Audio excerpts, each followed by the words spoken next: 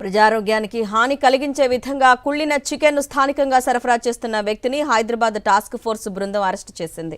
హైదరాబాద్లోని భరత్ నగర్ జింకలవాడలో messrs SPR chicken సెంటర్లో టాస్క్ ఫోర్స్ బృందం ఆకస్మిక తనిఖీలు నిర్వహించింది. తనిఖీల్లో భాగంగా అత్యంత అపరిశుభ్రమైన వాతావరణంలో నిల్వ ఉంచిన 352 కిలోల కుళ్ళిన చికెన్ ను గుర్తించారు.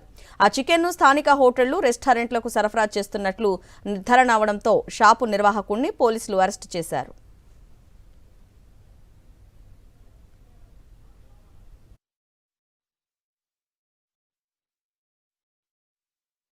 ప్రజారోగ్యానికి హాని కలిగించే విధంగా కుళ్ళిన చికెన్ ను స్థానికంగా సరఫరా చేస్తున్న వ్యక్తిని హైదరాబాద్ టాస్క్ ఫోర్స్ బృందం అరెస్ట్ చేసింది.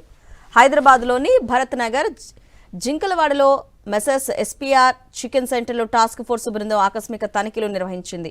తనిఖీల్లో భాగంగా అత్యంత అపరిశుభ్రమైన వాతావరణంలో నిల్వ ఉంచిన 352 కిలోల కుళ్ళిన చికెన్ ను గుర్తించారు. ఆ చికెన్ ను స్థానిక హోటళ్లు, రెస్టారెంట్లకు సరఫరా చేస్తున్నట్లు నిర్ధారణ అవడంతో షాపు నిర్వాహకుడిని పోలీసులు అరెస్టు చేశారు.